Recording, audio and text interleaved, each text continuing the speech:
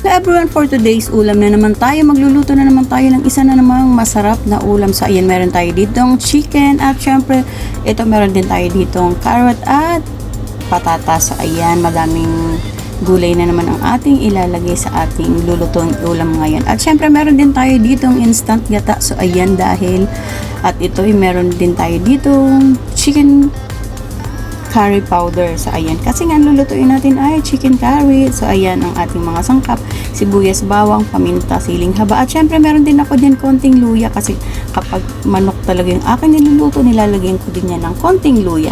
So ayan nga, igigisa ko muna yung aking mga sangkap. So ayan, sinabay-sabay ko na yung aking mga sangkap: sibuyas, bawang at luya. So ayan, para isahan na lang, gisa-gisa muna natin. At syempre ayan nga, una nating igigisa syempre yung ating chicken. So ayan, gigisa muna natin yan sa mga sangkap para naman talaga naman yung ating manok ay malasang malasa at manuot yung lasa ng mga sangkap sa ating chicken. So ayan, hayaan lang muna natin yan na magisa-gisa ng mga ilang minuto hanggang sa mag-absorb yung ating mga sangkap sa ating manok. So ayan, hayaan lang natin yan ng mga ilang minuto pa.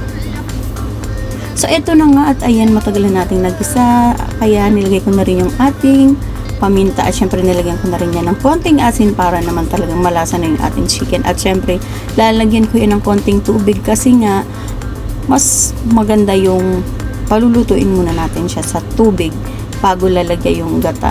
At syempre ayan nga, sinabay ko na rin yung aking patatas at carrot para sabay na silang lumambot. So ayan, ako kasi pag nagluluto nito, gusto ko ganyan, lalagyan ko siya ng konting tubig, kasi kung purong gata kasi para sa akin nakakaumay. So ayan, kumukulo na siya. At syempre ayan, hayaan natin ng mga ilang minuto pa hanggang sa lumambot yung ating carrot at yung ating patatas. Syempre pati na rin yung ating chicken para sabay-sabay na silang maluto.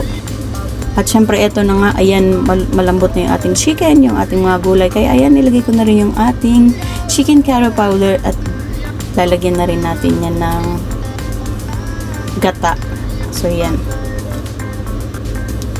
So ayan, lalagyan na natin ng gata para naman sabay-sabay na yan mag-absorb sa ating mga gulay at sa ating chicken. So yan, o diba, konti lang yung gata na nilagay ko dyan, kasi para sa akin nakakaumay naman kung purong gata ang ilalagay ko sa aking chicken curry. Kaya niluto ko muna siya sa konting tubig bago ko siya nilagyan ng gata, kasi yung gata naman ay para lang maging creamy yung ating sabaw at syempre maging masarap lalo. So ayan, at syempre haluin lang natin yan. At ayan na nga, nahalo-halo ko na yan. At syempre hahayaan lang natin yan na kumulo na naman ng mga ilang minuto hanggang sa maluto yung ating gata. So yan, o diba?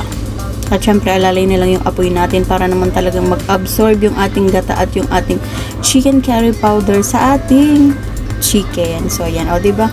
Ang bilis lang naman maluto. At syempre nga, naglalagay talaga ako ng laurel sa aking chicken curry. So ayan, tayo naman ay may kanya-kanyang pamamaraan sa pagluluto, kahit pare-pare yung ulam na ating niluluto, pero iba-iba pa rin naman tayo sa ating pamamaraan ng pagluto, dahil depende kasi yun sa ating panlasa. So ayan nga, nilagay ko na rin yung ating siling haba. So ayan, ganyan ako magluto ng chicken curry, kasi tayo nga, syempre may kanya-kanya tayong panlasa at syempre may kanya-kanya tayong pamamaraan. So yan, ito naman ang aking pamamaraan sa aking pagluluto ng ulam na ito.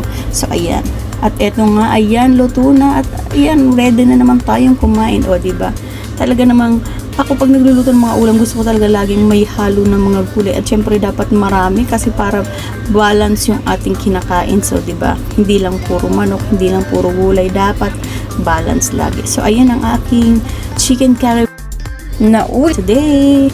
Ano pang inaantay natin? Kainan na naman. Thank you so much for watching everyone.